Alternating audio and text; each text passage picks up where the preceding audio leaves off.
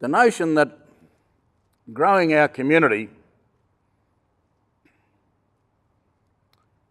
and again, community is one of those words. Well, what is community? I used community once recently in a discussion here in Broome, and some of my people said, what do you mean by community? We only know family. So community isn't always readily interpreted in the way you might intend it to be. And that means people's starting point in the discussion is going to be variable. So the notion of community, is it local, is it regional, is it specific, is it the Yarra community of Broome? I understand that because that's where I live and work in the main, and the challenges that throws up, trying to create an economic sustainable basis for that community to reduce dependency on government. I understand that very well. Not achieving the objectives, but I understand we have to achieve those objectives. And that throws us into the context of the mainstream drivers that underpin capitalist economy. Do we agree to fracking on our land or not? Because someone wants energy, someone wants oil and gas. Or should we take should we be expected to take the high moral ground and say, no, we don't give you any social licence because we don't want any benefits that may arise out of that particular activity. And that'd be fine if people turned off their electric stoves and their gas burners and everything else. We'd be happy with that.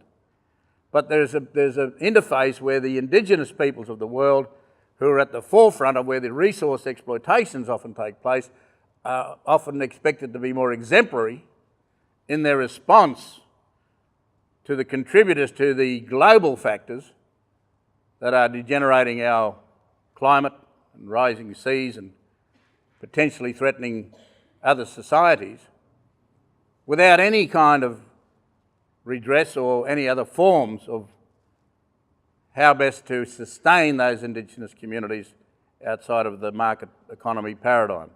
And I think what the challenge of the encyclical of the Pope is about is really trying to get us all to think differently about how we balance these matters and how do we deal with them. If you say growing my community, and I'm thinking of that in a national context, and I'm thinking of this in terms of the nation of Australia, then I've got a particular narrow focus, for those of you who don't come from Australia at the moment, in that it's about the constitutional recognition of the Indigenous peoples of this country, because we're not recognised in the Australian Constitution. So if I want to see the Australian nation grow, it's important that there's a recognition of the First Peoples of this nation in the Constitution of the nation. When you get to know what the historical reasons were for the exclusion of Indigenous peoples, then you can see this has to be more than symbolic, because the original reasons for the exclusion were based on this legal myth of terra nullius. No one was here. So the British were able to come and take these lands on the basis that no one was here, and therefore there was no need to compensate or to form a treaty or any agreement. And therefore you didn't have to write those Indigenous peoples into the Constitution in 1901. So if you're talking to me about growing the community, then it's imperative for the Australian community, the nation state of Australia, to come to terms with this legacy, a critical legacy both for the mainstream Australian society and for Indigenous peoples. Because if we can't agree that, then we're pretty much frozen back in 18th century thinking around race. Because the sections in the Constitution, section 25, which is centred on race, talks about giving powers to the state to remove or to disembar people of race from voting in state elections and being penalised on the basis of how many reps they'd have in the House of Reps. Section 5126 is called the race power, which in 1901 the federal parliament, the federal government of Australia had no power to make laws for Aboriginal peoples. They were deliberately excluded, so we remained the domain of the states that federated. And it wasn't until 1967 that that was changed, but it still contains the concept of race.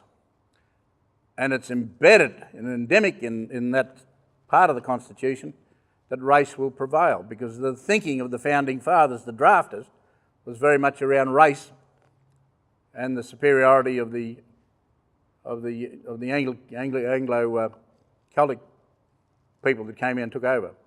So if you're asking me about growing the community, yes, that's true. If you're asking me about it in terms of a theological position, then obviously what we do to the poor is going to be critical. And there are many of them. And some of them are not obvious. Young kids on ice, drugs, young kids who are suffering from FASD because of whatever happened in the pregnancy periods. So there's a whole group of people in our society who are being relegated to the margins. And we have to do something about that as a nation. And that goes to the paradigm of the nature of our society.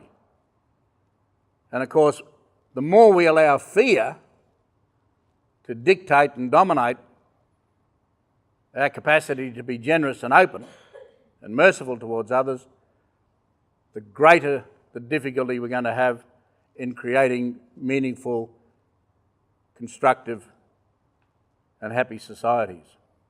And we'll certainly have greater difficulty in sustaining our natural environments, because we will treat them as we treat human beings.